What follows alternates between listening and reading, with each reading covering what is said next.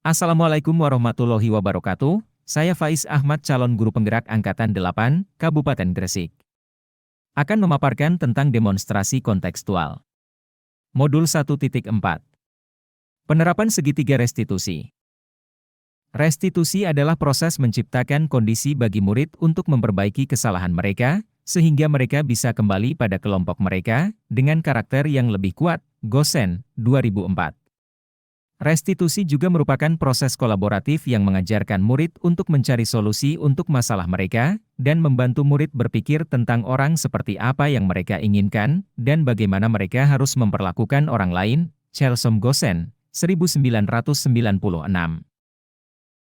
Ini adalah segitiga restitusi. Skenario praktik segitiga restitusi. Saat berada di dalam kelas, ketika sedang membaca doa awal pembelajaran dan membaca juz amma. Ada siswa yang bernama Yola dan Lala sedang ribut.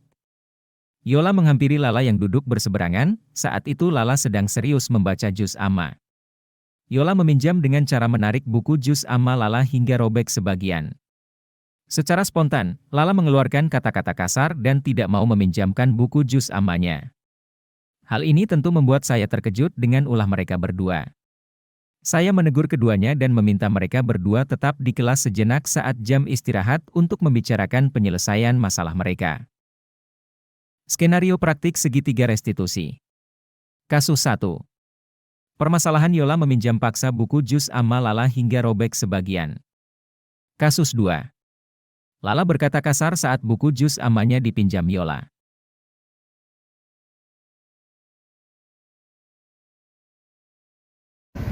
Yola, apa yang kamu lakukan terhadap tadi Lala?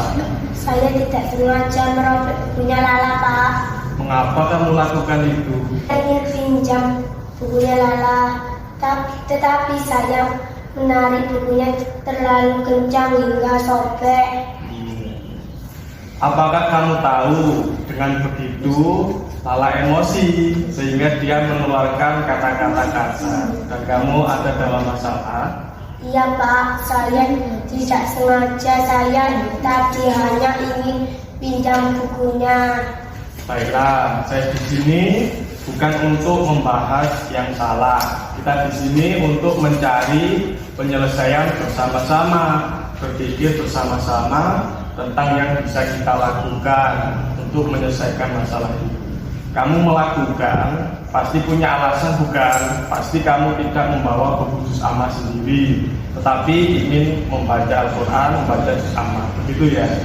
Iya, Pak. Ya, saya lihat kamu merasa membutuhkannya untuk membaca Al-Quran, tetapi kamu tidak tahu yang kamu lakukan itu merugikan orang lain, sehingga sekarang kamu ada dalam masalah. Iya, Pak. Ya, sekarang mari kita bicarakan tentang keyakinan kelas dan keyakinan sekolah kita. Apa yang kita percaya, yang mana yang belum kamu tunjukkan. Membawa buku juz amma sendiri dan menghargai sesama teman, Pak. Ya, kamu mengingat dengan detail keyakinan kelas kita. Tapi dengan meminjam paksa saat teman baca dengan serius, apakah itu menghargai dan bersikap baik dengan temanmu? Tidak, Pak. Kamu ingin menjadi orang yang seperti apa kalau bersikap seperti itu dengan temannya? Saya ingin jadi orang yang baik dan bisa menghargai teman, Pak. Baiklah, sekarang apa yang bisa kamu lakukan untuk menyelesaikan masalah ini? Saya akan minta maaf kepada Lala, memperbaiki bukunya yang robek dan berjanji untuk tidak mengulangi lagi, Pak. Nah, bagus, tapi kalau nanti berulang lagi bagaimana? Saya bersedia menerima sanksi yang Bapak berikan. Baiklah, sekarang bermaaf-maafanlah berdua dan tanyakan Lala apakah bersedia bukunya hanya diperbaiki saja. Baik, Pak. Terima kasih, Pak. Lala, bismillah. Pak. Ya, silakan dulu. Ya, Pak. Silakan kamu bercerita. Karena saya kesal, Pak, buku juz amma saya ditarik hingga robek, Pak, saat membaca juz amma. Padahal saya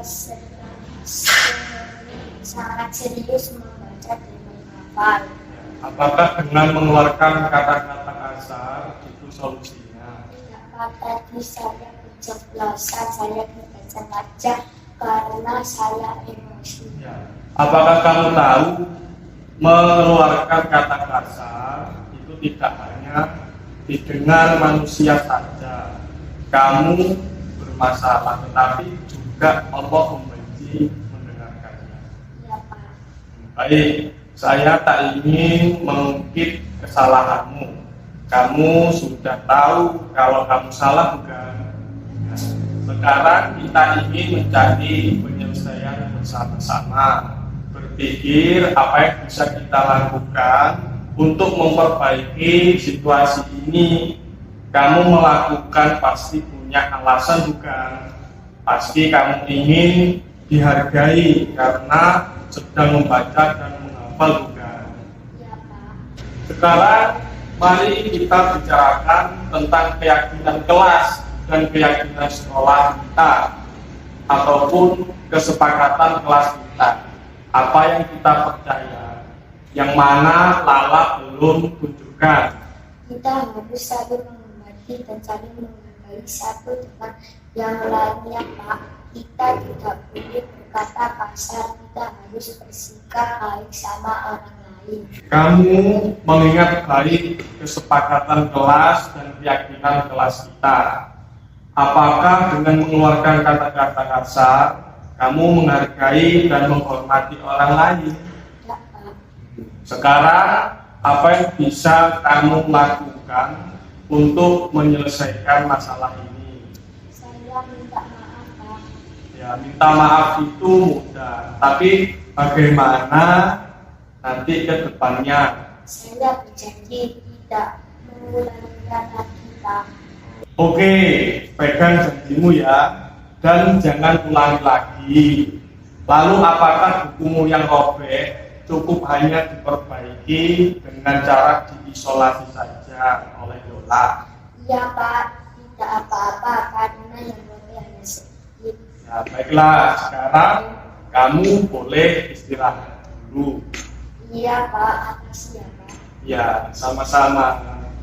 Assalamualaikum warahmatullahi wabarakatuh. Saya Yolanda. Saya senang melakukan praktek segitiga restitusi. Saya diajari memahami dan mencari solusi tentang masalah saya sendiri. Terima kasih. Assalamualaikum warahmatullahi wabarakatuh. Assalamualaikum warahmatullahi wabarakatuh. Saya Lala. Saya senang melakukan praktik segitiga restitusi karena saya diajari mencari solusi tentang masalah saya sendiri. Terima kasih. Wassalamualaikum warahmatullahi wabarakatuh.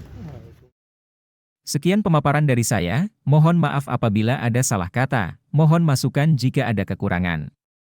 Terima kasih. Assalamualaikum warahmatullahi wabarakatuh. Salam guru penggerak.